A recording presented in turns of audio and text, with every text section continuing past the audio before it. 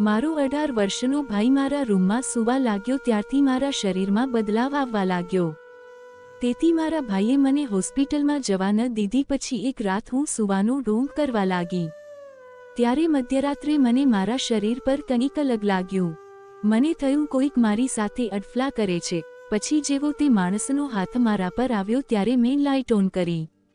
ત્યારે મારો 18 વર્ષનો ભાઈ હતો। તે મારા લગ્ન પહેલા મને પતિનો અનુભવ આપી રહ્યો હતો। મારું નામ પ્રીતિ છે અને હું 21 વર્ષની છું। મારી માતા જ્યારે હું 6 વર્ષની હતી ત્યારે મારી માતાનું નિધન થયું હતું। ત્યારથી મારા પિતાએ મારી પરવરિશ કરી। છેલ્લા 7 દિવસથી પપ્પા તેમની ઓફિસના કામને કારણે શહેરની બહાર ગયા હતા। આજે પિતા 7 દિવસ પછી ઘરે પાછા ફર્યા પણ પપ્પા આજે એકલા ઘરે આવ્યા ન હતા। તે બીજી સ્ત્રી સાથે લગ્ન કરી અને તેની સાથે ઘરે આવ્યા હતા પરંતુ આજે તે સ્ત્રી અને પિતાનો અવતાર અલગ હતો। બંનેની ગળામાં હાર હતો। એ દરવાજાથી જ ઘરની નોકરાણી માલતીને અવાજ આપ્યો। તેને પૂજાની પ્લેટ સાથે દરવાજા પર બોલાવવામાં આવી। માલતીએ પિતા અને તે સ્ત્રીની આરતી કરી। જ્યારે તે બંને ઘરે આવ્યા ત્યારે પપ્પાએ કહ્યું, પ્રિયા, આ તારી માતા સૌમ્યા છે। અમે બંને લગ્ન કર્યા છે। પપ્પાએ લગ્ન કર્યા હતા। મને આમાં કોઈ સમસ્યા ન હતી કારણ કે આજ સુધી પપ્પાએ પોતાના વિશે ક્યારેય વિચાર્યું ન હતું। તે હજી એટલા વૃદ્ધ પણ ન હતા। તે હજી 40 વર્ષના હતા। ત્યારે હું તેમને કહેતી કે પિતાજી, તમારે બીજા લગ્ન કરવા જોઈએ। પિતાને આ સ્ત્રી ખૂબ પ્રિય હતી પણ તેણે મને કહ્યું નહીં। પણ હું ખૂબ જ ખુશ હતી અને પપ્પાની બીજી પત્ની સૌમ્ય હવે મારી માં બની ગઈ હતી। પપ્પા અને મારી નવી માતાના ઘરે આવ્યા પછી એક છોકરો તેના હાથમાં 2 બેગ લઈને ઘરે આવ્યો। મેં તે છોકરાને પહેલા ક્યારેય જોયો ન હતો। મેં તેને પૂછ્યું કે તે કોણ છે। પછી પપ્પાએ તે છોકરાને બદલે મને જવાબ આપ્યો। તેમણે કહ્યું કે આ તમારો નાનો ભાઈ છે અને તેનું નામ રોહન છે। આ સૌમ્યાના પ્રથમ લગ્નનો પુત્ર છે। એટલે કે હવે મારી નવી માતા સાથે રોહન પર અમારા ઘરે રહેશે। તેથી હું પિતાજીને બોલી, પિતાજી, તે મારો નાનો ભાઈ છે કે મોટો? તે જોઈને મને નાનો તો લાગતો નથી। પપ્પાએ કહ્યું કે રોહન હજી 18 વર્ષનો છે અને તમે 21 વર્ષના છો, તો તે તમારો નાનો ભાઈ જ થયો ને। મેં તેને મારા નાના ભાઈ તરીકે પણ સ્વીકાર્યો। પણ તેના ચહેરા પર જોશ હતો તેથી તે મને નાનો તો લાગ્યો નહીં। રોહન ખૂબ શાંત દેખાતો હતો। મને લાગ્યું કે તે 18 વર્ષનો છોકરો છે, પરંતુ મને ખબર નહોતી કે તે ખૂબ જ ઝડપી હશે। પછી રોહને મારી સાથે બહુ વાત કરી નહીં। પપ્પાએ મને તેની સાથે પરિચય કરાવ્યો હતો। પછી તે મને જોઈને હસતો હતો। અમારા ઘરમાં માત્ર 2 રૂમ હતા અને એક રૂમ મારો હતો અને એક પિતાનો હતો। મારી નવીમાં પપ્પા સાથે તેના પોતાના રૂમમાં રહે છે તો પપ્પાએ મને રોહનને મારા રૂમમાં રાખવાનું કહ્યું। મને તેને મારા રૂમમાં રાખવામાં કોઈ વાંધો ન હતો પણ તે મને શર્મિંદા કરી રહ્યો હતો તેથી તે તેની માતાના રૂમમાં રહેતો હતો। એક રાત્રે ભોજન કર્યા પછી પપ્પા મારા રૂમમાં આવ્યા। તેઓએ મને કહ્યું કે પ્રીતિ, રોહન હજી નાનો છે, વધારે વાત કરતો નથી, પરંતુ હવે તમારે તેની સાથે વાત કરવી પડશે।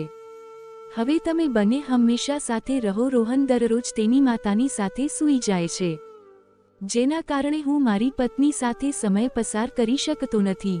મારો મતલબ તો તમે સમજો જ છો। તમે રોહન સાથે મિત્રતા કરો અને ધીરે ધીરે તેને તમારા રૂમમાં સુવડાવો। હું સમજી ગઈ કે પપ્પાનો અર્થ શું છે। મેં મારા પિતાની સામે પહેલા જ દિવસથી જ રોહન સાથેની મિત્રતા વધવાનું શરૂ કર્યું। સવારે જ્યારે મારા પિતા મારી નવી માતા સાથે ઓફિસ ગયા ત્યારે હું પણ હંમેશાની જેમ મારી કોલેજ ગઈ અને કોલેજ જતી વખતે રોહને તેની નવી શાળા છોડી દીધી। ઉનાળાનો સમય હતો તેથી ટૂંક સમયમાં રોહનની ઉનાળાની રજા થવાની હતી, જે રોહન સાથે મિત્રતા કરવાની સારી તક હતી। પછીના કેટલાક દિવસોમાં તેની ઉનાળાની રજાઓ શરૂ થઈ। મેં પણ તેની સાથે વાત કરવા ઘરે રહેવાનું શરૂ કર્યું। તે દિવસે માં અને પિતા સવારે તેમના સમય પર ઓફિસમાં ગયા હતા। તેના ગયા પછી રોહને વિચાર્યું હતું કે હું પણ કોલેજ ચાલી જઈશ, પરંતુ તે દિવસે હું કોલેજ ગઈ ન હતી પણ હું ઘરે રહી। સવારે 10 વાગ્યા સુધીમાં મેં ઘરના બધા કામ પૂરા કર્યા હતા।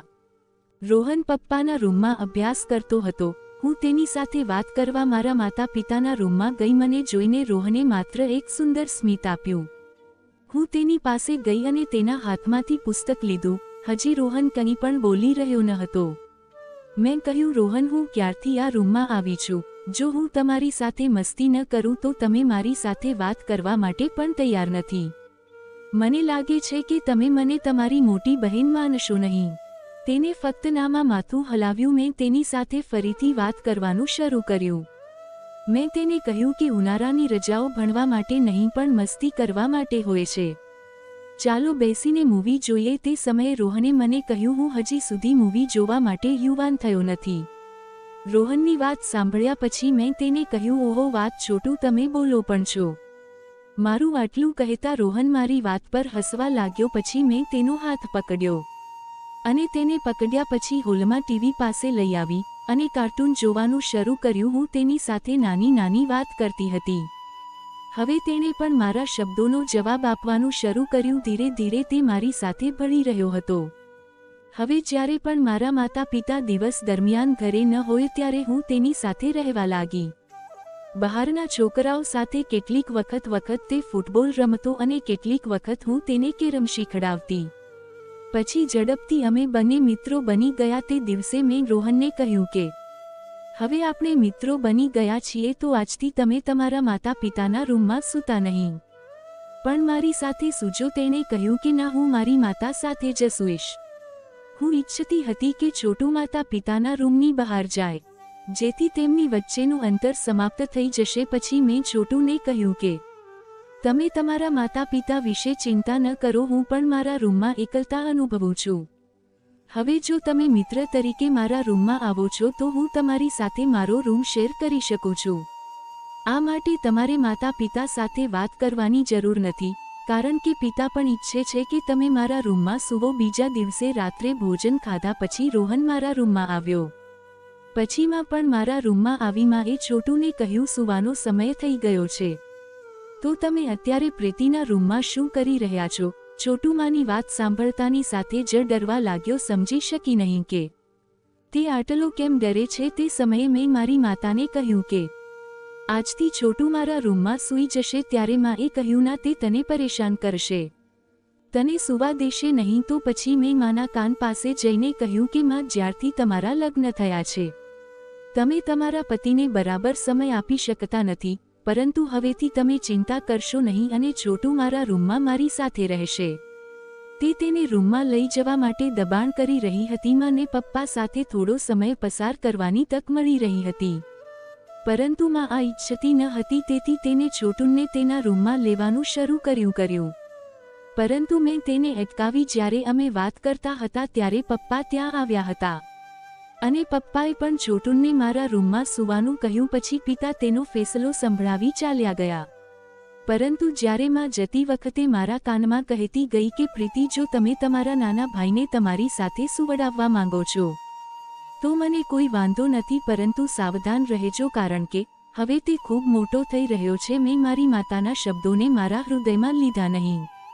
મેં વિચાર્યું કે તેણે કંઈક સામાન્ય માટે આવું કંઈક કહ્યું હશે, પરંતુ મને કોઈ ખ્યાલ ન હતો કે મારે આવા પરિણામોનો ભોગ બનવું પડશે. મને શું ખબર હતી કે છોટુ મારા લગ્ન પહેલા મને મારા પતિ જેવો અનુભવ આપશે. તે રાત્રે છોટુ મારા સાથે મારા રૂમમાં સૂઈ રહ્યો હતો. થોડા સમય પછી મને મારા શરીર પર કોઈનો હાથ અનુભવ થયો. હું ગહેરી ઊંઘમાં સૂઈ રહી હતી, પરંતુ મને લાગ્યું કે મારા શરીર પર કોઈનો હાથ છે. મેં મારી આંખો ખોલી અને જોયું તો છોટુએ તેનો હાથ મારા શરીરથી હટાવ્યો હતો, પરંતુ થોડા સમય પછી તેને ફરીથી તેનો હાથ મારા શરીર પર મૂક્યો. મને લાગ્યું કે તેને તેની માતાના શરીર પર હાથ મૂકીને સૂવાની ટેવ હશે. તેમ છતાં તે મારી સામે મારો નાનો ભાઈ હતો. નાના ભાઈ તરીકે મેં તેનો હાથ હટાવ્યો નહીં પણ. અને જ્યારે બીજા દિવસે હું અચાનક રાત્રે 2 વાગ્યે જાગી ગઈ ત્યારે હું મારી બાજુમાં છોટુને જોઈ શકી નહીં. પછી મેં રસોડું અને બાથરૂમ જોયું, ત્યાં પણ કોઈ ન હતું. પછી હું મા અને પિતાના રૂમ તરફ આગળ વધી તો મને છોટુ માતા પિતાના રૂમમાં તાકાજાકી કરતો જોવા મળ્યો. તો હું વિચારવા આવી ગઈ કે તે આટલી રાત્રે તેના માતા પિતાના રૂમમાં શું જોઈ રહ્યો છે. જ્યારે હું રૂમની નજીક ગઈ ત્યારે મને જોઈને આશ્ચર્ય થયું, કારણ કે તે સમયે મા અને પિતાનો રૂમનો દરવાજો થોડો ખુલ્લો હતો. પછી મેં તેનો હાથ ખેંચ્યો અને તેને રૂમમાંથી દૂર ધકેલી દીધો. મેં તેને કહ્યું, તું પાગલ થઈ ગયો છે છોટુ, તે તમારા માતા પિતા છે. અને આ સમયે તમે તમારા માતા પિતાના રૂમમાં આવી વસ્તુઓ જોવો તે સારું નથી. મને સાંભળીને છોટું માથું નમાવી અને મારા રૂમમાં ગયું. તે પછી હું પણ મારા રૂમમાં ગઈ. જ્યારે હું રૂમમાં પ્રવેશી ત્યારે મેં જોયું કે છોટું પલંગની બાજુમાં બેઠો હતો. તેનો ચહેરો હજી ઉદાસ હતો. હું તેની પાસે ગઈ અને બેઠી. મેં મારો હાથ તેરા હાથ પર મૂક્યો. પછી મારા હાથ પર આંસુ પડી ગયા. પછી જ્યારે મેં છોટું તરફ જોયું ત્યારે મેં તેરી આંખોમાં આંસુ જોયા. મેં કહ્યું, શું થયું કે તમે રડવાનું શરૂ કર્યું? તેણે કહ્યું, બહેન, હું મારી માતાને ખૂબ જ યાદ કરું છું. હું મારી માતા વિના સૂતો નથી, તેથી થોડું રડવું આવી ગયું. પછી મેં છોટુને ગળે લગાડી લીધો. હું તેની લાગણીઓને સમજી શકતી હતી, પરંતુ માતા પિતાને પણ એકબીજા સાથે સમય પસાર કરવાની જરૂર હતી. જો છોટું તેમની વચ્ચે આવશે તો તે એકબીજાને સમય આપી શકશે નહીં. હું આખા ઘરમાં ખૂબ હોશિયાર હતી. છોટું હજી વધુ નાનો હતો, પણ હવે હું તે પરિસ્થિતિની સંભાળ લઈ રહી હતી. હું માતાના રૂમમાં છોટુને મોકલી રહી ન હતી, પણ હવે હું છોટુને એક બાની જેમ સંભાળી રહી હતી. તેથી મેં તેની માતાની જેમ ગળે લગાવી લીધો. પરંતુ ધીરે ધીરે છોટુનો પગ મારા પર લપસી ગયો. હું બહેન તરીકે નજીક આવી રહી હતી, પરંતુ હું તેના સ્પર્શ દ્વારા તેની લાગણીઓને અલગ રીતે અનુભવી શકતી હતી. પછી છોટુએ અચાનક મારી પીઠ પર હાથ ફેરવવાનું શરૂ કર્યું. પછી મેં તરત જ તેને મારાથી દૂર ધકેલી દીધો. મેં તેને સૂવાનું કહ્યું. પલંગ પર સૂતા પછી થોડો સમય પછી ફરીથી તે મારી પાસે આવ્યો અને તેને તેનો હાથ તારા શરીર પર મૂક્યો. તે આ સમયે ઊંઘમાં હતો. તે ઊંઘમાં બડબડાટ કરતો હતો.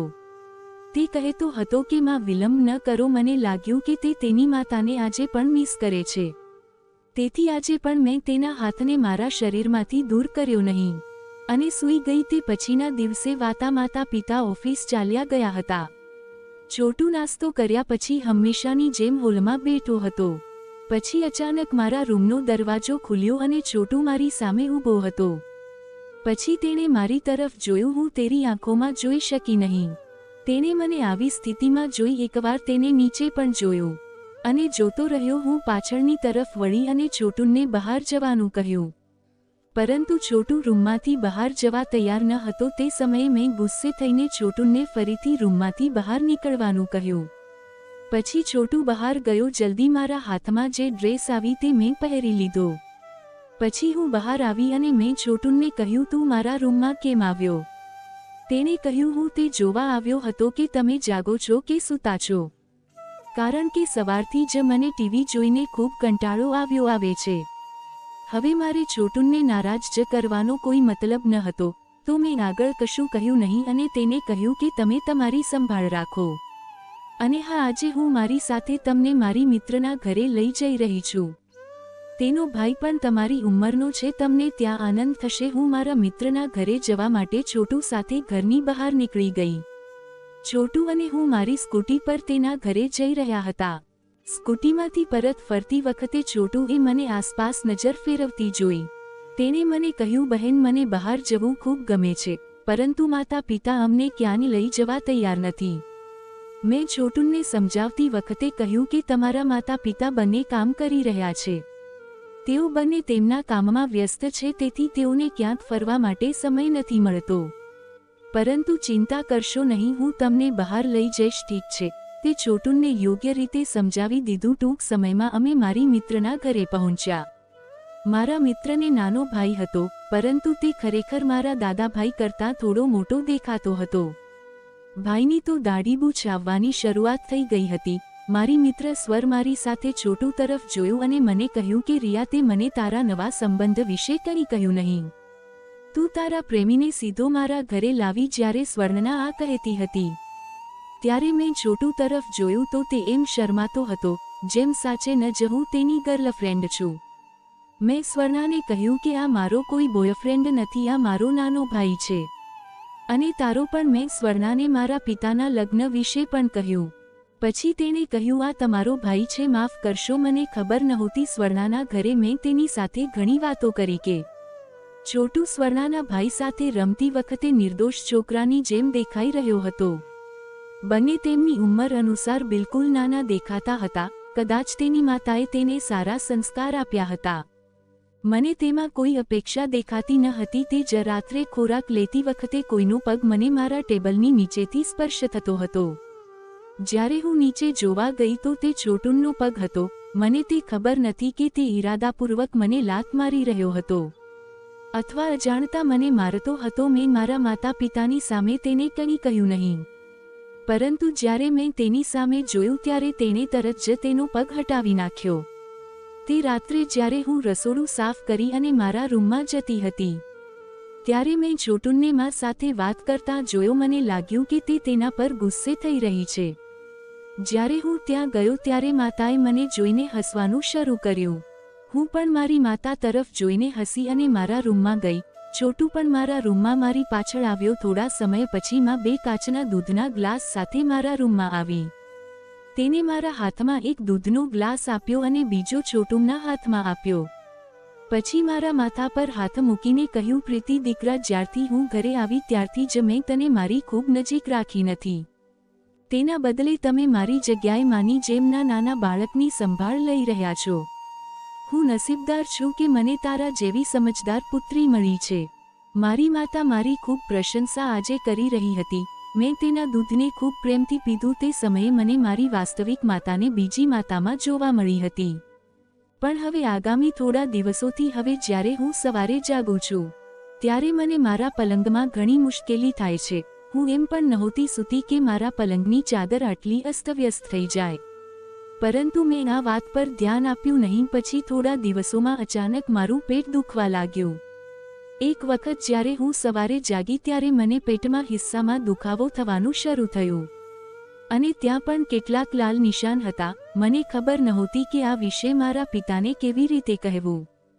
તે સવારે જ્યારે હું જાગી ત્યારે મેં મારો હાથ પેટ પર રાખ્યો અને પલંગ પર બેઠી. જ્યારે હું જાગી ત્યારે છોટુ પણ જાગી ગયો હતો અને તેને તેનો હાથ મારી પીઠ પર મૂક્યો. પછી તેણે કહ્યું, શું તમે ઠીક છો?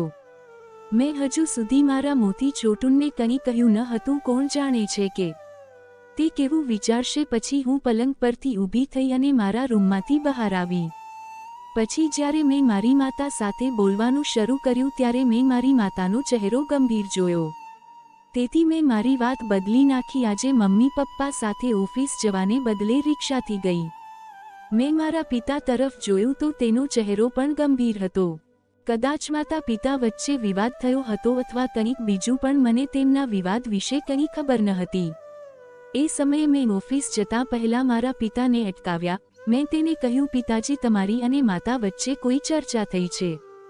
પિતા કંઈ બોલ્યા વિના તેનું ઓફિસ જવાનું શરૂ કર્યું. પછીના 3-4 દિવસ આ રીતે પસાર થયા.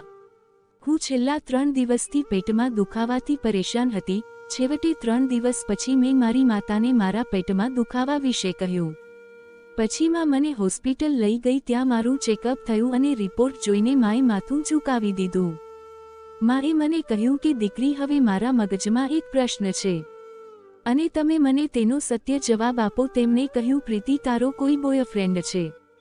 મેં મારી માતાને કહ્યું, આ પ્રશ્ન શું છે? આ રિપોર્ટ પછી તમે મને આ પ્રશ્ન કેમ પૂછો છો? માએ કહ્યું, કારણ કે હવે મને આ પ્રશ્ન પૂછવાની જરૂર લાગે છે, કારણ કે તમારા રિપોર્ટમાં લખ્યું છે કે તમે ગર્ભવતી છો.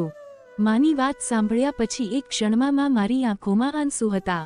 મેં મારી માતાને કહ્યું કે તમે રિપોર્ટ યોગ્ય રીતે તો વાંચ્યો છો ને, કારણ કે મારો કોઈ બોયફ્રેન્ડ અથવા એવું કંઈ નથી. તે સમયે અમે એકબીજાને જોઈ રહ્યા હતા, પણ હવે મને બધું સમજાઈ ગયું. મેં મારી માતાને કહ્યું, માં, આ બધું છોટુએ જ કર્યું છે, કારણ કે મેં રૂમની ચાદર પણ ફાટેલી જોઈ છે. હું છોટુને છોડીશ નહીં. મારી માતાએ મને કહ્યું કે પ્રીતિ, તમે શાંત થાઓ. છોટુ ખોટો હશે, પરંતુ તમારા પિતાની સામે આ બધી વાતો ન કહો. તને ખબર છે તે હાર્ટ પેશન્ટ છે અને જો તે વધુ વિચારશે તો કંઈ પણ થઈ શકે છે. પછી માએ કહ્યું, હું છોટુને અમારા ઘરથી વહેલી તકે લઈ જઈશ, પણ તમારે આ બધી વાતો તમારા પિતાને ન કહેવી જોઈએ. હું તને આ બાળકથી પણ છુટકારો મેળવી આપીશ. પછી માએ મને બધું ખૂબ સારી રીતે સમજાવ્યું. પછી મેં મારી માતાને ગળે લગાવી અને અમે ઘરે જવાનું શરૂ કર્યું. રોજ રાતની જેમ આજે પણ મેં છોટુને મારા રૂમમાં સૂવા દીધું. થોડા સમય પછી મને સમજાયું કે કોઈનો હાથ મારી કમર પર છે. પછી જ્યારે મેં જોયું તો છોટુ પકડીને સૂતો હતો. મેં ચીસ પાડી અને તેને રૂમમાંથી કાઢી મૂક્યો. પપ્પા મારા અવાજથી જાગી ગયા અને મારા રૂમમાં આવ્યા. હું ગુસ્સાથી બહુ કહી દેત, પણ મારા માતાએ દરેક વાતની સંભાળ લીધી. માએ કહ્યું, ઘણો સમય થયો છે, છોટુ તેની બહેનના રૂમમાં સૂઈ રહ્યો છે. હવે તે થોડા દિવસો માટે તેની માતા સાથે સૂવા માંગે છે. પછી માએ કહ્યું, કંઈ વાંધો નહીં, હવે છોટુ થોડા દિવસો માટે મારા રૂમમાં સૂઈ જશે. માતાએ છોટુનો હાથ પકડ્યો અને તેને તેની સાથે તેના રૂમમાં લઈ ગઈ. તે રાત્રે હું સૂઈ શકી નહીં, પરંતુ થોડા સમય માટે મને ઊંઘ આવી અને ઊંઘમાં મારો હાથ કોઈના પગ સાથે સ્પર્શ થયો અને મારી ઊંઘ ઉડી ગઈ, કારણ કે મારી બાજુમાં એક છોકરો હતો. ત્યારથી તે મારા માથા પર હાથ ફેરવી રહ્યો હતો. હું આનાથી ખૂબ ડરી ગઈ હતી, તેથી મેં મોટેથી બૂમ પાડવાનું શરૂ કર્યું. મારો અવાજ સાંભળીને પપ્પા મારા રૂમમાં આવ્યા. હું મારા રૂમમાં તે છોકરા તરફ જોતી હતી. મારી માતા પણ આઘાતમાં હતી. પિતાએ જ્યારે મને રડતા જોઈ ત્યારે તેને મને પૂછ્યું કે, પ્રીતિ કેમ રડે છે, શું થયું? મેં મારા પિતાને એ ઘટના વિશે બધું કહ્યું જે મારી સાથે થયું હતું. તે સમયે પપ્પાએ છોટુના કાનની નીચે એક ઝાપટ મારી. તો પછી છોટુએ કહ્યું, પ્રીતિ તું શું વાત કરે છે? તે સાચું છે કે હું તને પ્રેમ કરું છું, પણ હું તારી સાથે આવું કાર્ય નહીં કરું. કોણે તને કહ્યું કે તું ગર્ભવતી છો? તે સમયે મેં માતાને કહ્યું, માં, તમે મારો રિપોર્ટ તમારી પાસે રાખ્યો છે, તે લાવો. તો પછી માએ કહ્યું, કેવો રિપોર્ટ? પછી માએ મારા પિતાને કહ્યું કે હવે તમારી પુત્રી મારા દીકરા પર કોઈ અર્થ વિના આરોપ લગાવી રહી છે. હવે વાત અહીં સુધી પહોંચી ગઈ છે, હું આ મકાનમાં બિલકુલ રહી શકતી નથી. તમારે મારા પુત્રનો પણ ખર્ચો ચૂકવવો પડશે. પણ માં આવી ભાષામાં પપ્પા સાથે કેમ વાત કરી રહી હતી? મને કંઈ પણ સમજાયું નહીં. એક તો મેં વિચારવાનું શરૂ કર્યું કે હું ગર્ભવતી છું, ઉપરાંત મારા માતા અને પિતાની આ વાતચીત જોઈને હું વધુ પરેશાન થતી જતી હતી. પછી મને ચક્કર આવી ગયા અને હું પડી ગઈ. ધીરે ધીરે મારી આંખો બંધ થઈ ગઈ. પછી છોટુ દોડ્યો અને મારા માટે પાણી લાવ્યો. તેણે મારા ચહેરા પર પાણી છાંટ્યું અને મને તેના હાથથી પાણી આપ્યું. ત્યારે માં મારા અને મારા પિતાથી દૂર ઊભી હતી. તે તને થોડા દિવસમાં વેચવાની હતી અને મને પણ તે એમ કહીને લાવી હતી કે તે મને તેના પુત્રનું નાટક કરવાના લાખો રૂપિયા આપશે. તેનો ઈરાદો હતો તે તને તારા પિતાની નજરમાં પાડી અને દૂર મોકલી દેશે. પછી તને વેચી દેશે, જેથી તે તારા પિતાની મિલકત તેના નામે કરી શકે અને તું પણ પાછી ચાલી જા. અને મને તો એ માટે લાવી કે હું તારા પર નજર રાખી શકું અને તારી બધી માહિતી તેને આપી શકું. પણ હું તને પ્રેમ કરવા લાગ્યો, તેથી તને બધું સત્ય કહી દીધું. હું 18 વર્ષનો નથી, પણ 22 વર્ષનો છું. આટલું સાંભળીને પિતા માને પોલીસ સ્ટેશન લઈ ગયા અને મને છોટુ પાસે છોડી દીધી. મેં કહ્યું, છોટુ મને જવાબ આપ, તે મારી સાથે ખોટું કર્યું છે. છોટુ તેનું માથું નીચે હતું, તેથી હું વધુ સમજી ગઈ. તે કહેવા લાગ્યો, હા પ્રીતિ, હું તને પ્રેમ કરતો હતો અને એક પુરુષ પણ હતો, તેથી સહન ન કરી શક્યો. અને જે રાતે મેડમ તને દૂધ આપવા આવી હતી ત્યારે તેને તને નશાની ગોળી આપી હતી, જેથી તું સૂઈ. મેડમ તે રાતે તને ખરીદનાર લોકોને દેખાડવા માંગતી હતી, તેથી તારા સૂઈ ગયા પછી તે લોકોને અહીં બોલાવતી હતી, પણ તે લોકો કોઈ કારણસર આવી ન શક્યા અને મેં તેને વાત કરતા સાંભળી લીધી. પછી તે રાત તું નશામાં સૂતી હતી, તને કોઈ વસ્તુઓનું ભાન ન હતું. હું એકલો રૂમમાં હતો.